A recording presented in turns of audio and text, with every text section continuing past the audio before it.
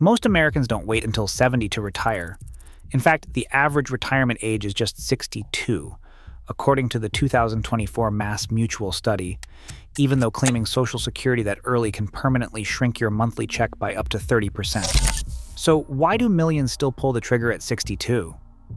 The truth behind 7 great reasons to file for Social Security at age 62 is far more surprising and personal, because your health, family, and finances might make early claiming the smartest move you will ever make.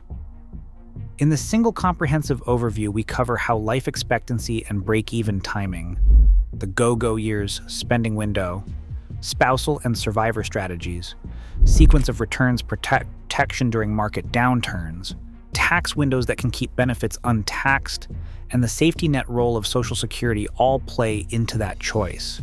And we end with clear guardrails so you know the earnings limits, spousal math, and program risk context before you claim. Which of these 7 reasons matters most for you depends on your health, your household cash flow needs, your tax picture, and your investment sequence. Weigh these factors carefully and choose the claiming age that best secures both your income and your peace of mind. Retirement in America is not just about numbers. It is about the moment life actually changes. For most people, that moment arrives at 62. The 2024 Mass Mutual Retirement Happiness Study found that 62 is not only the average age Americans leave work, but also the age most say feels right. This is not just a statistic. It is a reflection of real decisions shaped by health scares, layoffs, family responsibilities, and the simple desire to enjoy life while you still can. At 62, Social Security finally opens the door. That first eligibility date is not just a technical milestone, it is a crossroads millions face every year. The official rules might urge you to wait, but the reality on the ground is different. When the job ends, or a doctor's warning lands, or a grandchild needs care, waiting for a higher benefit often is not an option. For many, claiming at 62 is not about maximizing a formula, it is about meeting life where it actually happens. In conclusion, choosing to file at 62 is often a personal decision driven by health, work, family, and immediate needs, and it can be the right, practical choice for many people. Full retirement age is set at 67 for anyone born in 1960 or later.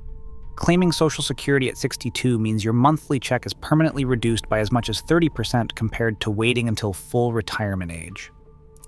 For those who can delay, benefits grow 8% each year after full retirement age, up to age 70, thanks to delayed retirement credits. If you are still working before reaching full retirement age, the 2025 earnings test applies. Earn more than $23,400 in wages or self-employment, and Social Security withholds $1 for every $2 above that limit. In the year you reach full retirement age, the limit jumps to $62,160, with $1 withheld for every $3 earned above it. Withheld benefits are later recalculated and added back once you hit full retirement age. Taxes can also come into play. Up to 85% of your Social Security may be taxable if your provisional income tops $25,000 for singles or $32,000 for couples. These are the baseline rules every claimant needs to know. Life expectancy isn't a single number. It's a moving target shaped by health, family history, and the details of your own life. Social Security's official tables, updated each year by the trustees, show that a healthy 65-year-old today can expect to live to about 84 for men and 87 for women. But those are averages. A diagnosis, a history of heart disease, or decades in a physically demanding job can change the picture entirely. Even a 2 or 3 year difference in expected lifespan can swing the break-even point, the age where waiting for a higher monthly check starts to pay off, by several years. For many, that means the math behind Social Security claiming isn't just about maximizing dollars on paper. It is about weighing real-world risks. Longevity researchers and financial planners use Social Security Administration life tables and calculators that let you plug in your own health markers, smoking status, or occupation to see how your personal break-even age shifts. For some, the numbers say wait. For others, especially those with health concerns, starting at 62 may be the most practical way to make the most of what you've earned. For many, the first years of retirement are the most active and the most precious. Picture a couple in their early 60s, bags packed, passports ready, setting out to see the world while health and energy are on their side. Financial planners call this the go-go years, when retirees have the freedom and motivation to travel, explore new hobbies, or spend time with grandchildren before age or health start to limit those options. Filing for Social Security at 62 can make these years possible, even if it means accepting a smaller monthly check. In mid-2025, the average retiree benefit is about $2,008 per month. For those with higher earnings histories, the maximum benefit at 62 reaches $2,831 a month. Waiting until full retirement age, 67 for most, raises that maximum to $4,018, and holding out until 70 pushes it to $5,108. But for many, the value of those extra years is not measured just in dollars. Early benefits can fund a cross-country road trip, a long postponed visit to family, or simply the chance to enjoy everyday life without work dictating the schedule. Couples often say they would rather have a bit less money each month if it means making memories together while they are both healthy enough to enjoy them. The check might be smaller, but the opportunities it brings often feel bigger. Deciding to claim at 62 is not only about maximizing a future number, it is about investing in life's best moments, right when they matter most. If shared experiences and time while health allows are your priority, filing at 62 can be a sensible choice for many households. A single Social Security claim can do more than just put money in one person's pocket. It can unlock a second stream of income for the household. This is especially true for couples with uneven work histories or big differences in lifetime earnings.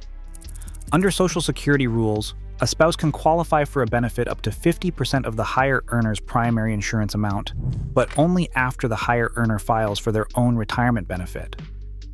That is why, for many families, the act of claiming at age 62 is not just about the worker's check. It is a trigger that opens the door for a spousal benefit, sometimes doubling the immediate cash flow. Picture a couple where one partner worked outside the home for decades while the other spent years raising children or working part-time. The lower earning spouse may have a small benefit on their own record, but once the higher earner files, the Social Security Administration automatically checks if the spousal benefit would pay more. If so, the spouse receives a top-up to reach that 50% cap, as long as they are at least age 62, though claiming before their own full retirement age means a permanent reduction. For example, if the higher earner's primary insurance amount is $2,000, the maximum spousal benefit is $1,000 at the spouse's full retirement age. If the spouse claims at age 62, that amount drops, sometimes to as low as $700. But for many couples, even a reduced spousal benefit can make a real difference, especially if they are living on one income or facing big expenses. The key is that the spousal benefit remains locked until the primary earner files, no exceptions. So filing at age 62 can be a strategic move, not just for the worker but for the entire household. This is a lever that can help couples balance budgets, cover medical costs, or simply enjoy more freedom in their early retirement years. The decision to file is not just personal. It is often a family strategy, especially when one Social Security check can quickly become two. For couples, Social Security is not just about deciding when to start a single check. It is about protecting the household when health takes an unexpected turn. Imagine a couple where one spouse has always earned more, and now, in their early 60s, that higher earner faces a serious illness. The question shifts from maximizing monthly income to making sure the surviving spouse will not be left financially vulnerable.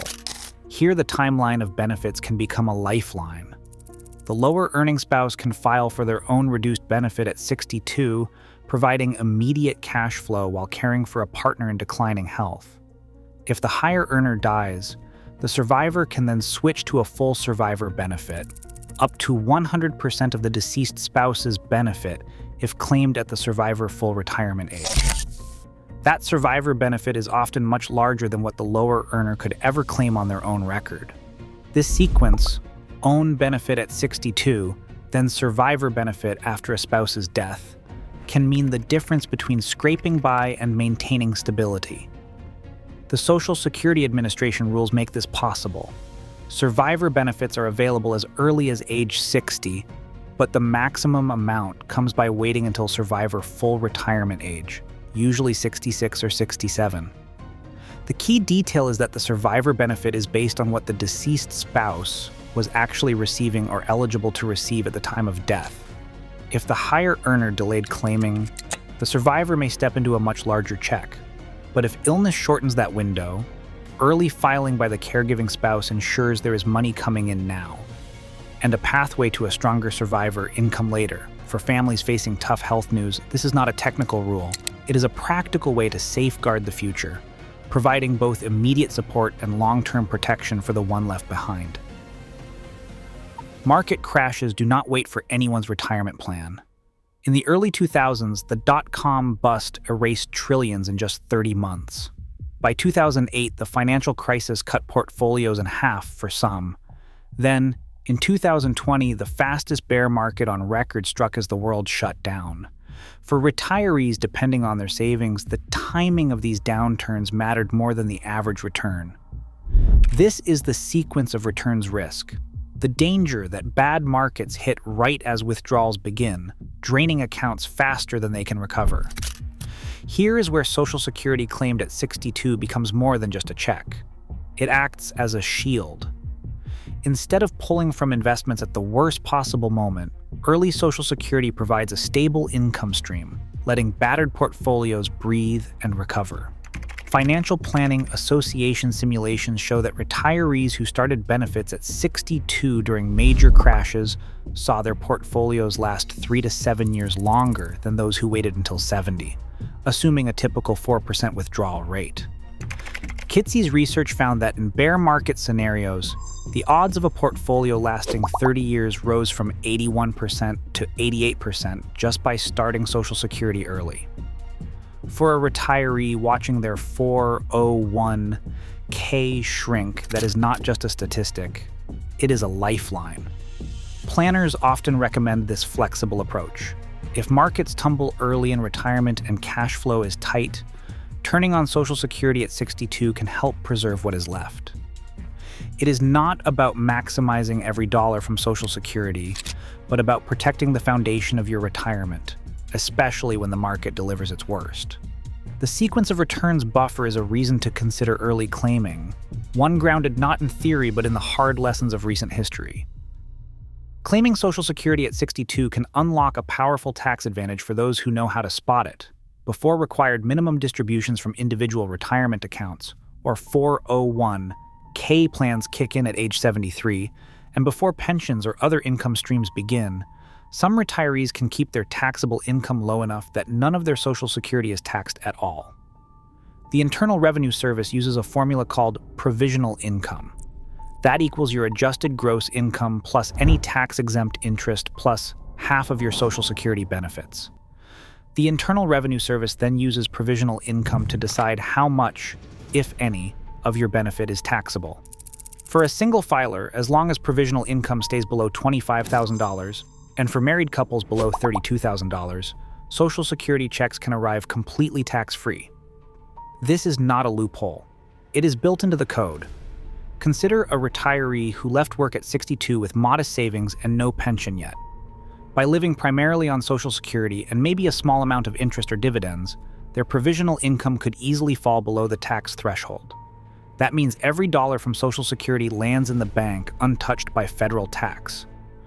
Once required minimum distributions or a pension start, or if investment income rises, the window closes and up to 85% of Social Security can become taxable. Planners call this the tax window, a handful of years where careful budgeting can keep benefits in the zero tax zone. This strategy does not work for everyone. Those with large individual retirement accounts or other income may cross the threshold even before required minimum distributions begin. But for lower and middle income retirees, especially singles or couples with simple finances, these early years can be a rare chance to harvest tax-free income. In conclusion, filing at 62 is not just about getting a check sooner. It can be a tactical move to maximize what you keep after taxes, but it depends on your savings, pensions, and future income, so treat it as a strategic choice rather than a one-size-fits-all rule. Social Security is more than just a future promise. It is a real inflation-adjusted safety net that starts working the moment you file.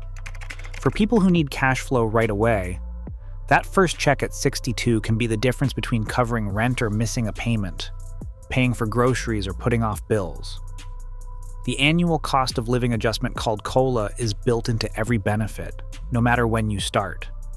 That means even a reduced check at 62 rises with inflation year after year, just like the full benefit would if you waited. For someone facing health setbacks, layoffs, or mounting medical bills, waiting simply is not an option. Take the story of a single retiree who left a factory job after a back injury. With little savings and no pension, she needed money now, not 5 years down the road. Filing at 62 gave her a steady, predictable income that kept up with rising prices, providing a foundation she could count on. For many, Social Security at 62 is not about maximizing a spreadsheet. It is about having a stable, inflation-protected foundation when life demands it most. Important. Social Security's promise comes with important caveats, especially for those planning decades ahead or who spent part of their career in government jobs. The annual trustees report now projects that the main Social Security trust fund could run short in the early 2030s if Congress does not act. Even in that worst-case scenario, about 83% of scheduled benefits would still be payable from ongoing payroll taxes. This is a risk, not a reason to panic, but it is a reminder that long-term plans should be flexible. Check. For public employees like teachers, police officers, or anyone with a pension from work that did not pay into Social Security, two little-known rules can sharply reduce expected benefits. The windfall elimination provision, also known as WEP, can cut your own Social Security by up to $613 per month in 2025. Though never by more than half your non-covered pension. The government pension offset, also known as GPO, affects spousal and survivor benefits by subtracting 2/3 of your government pension from any Social Security you would otherwise receive on a spouse's record. These offsets catch many by surprise, especially since online benefit estimates may not show them until a claim is filed.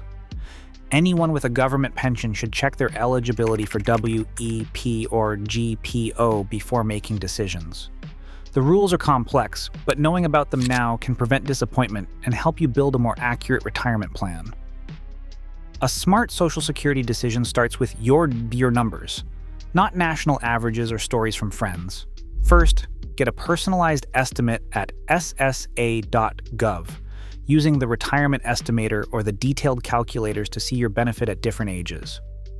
Next, check your life expectancy using the SSA life tables, and think honestly about your health, your family history, and your work background. For couples, run the numbers for both spouses, including spousal and survivor benefits, and factor in any government pensions that might trigger WEP or GPO reductions. If you are unsure about the math or want a second opinion, search for a fee-only financial planner who works for you and not on commission. Bring your Social Security statement, pension information, and a list of questions to that meeting. Before you file, review the Social Security earnings test rules if you plan to keep working, and double-check how taxes could affect your benefits. The right move is the one that fits your life, your family, and your finances, not just the averages.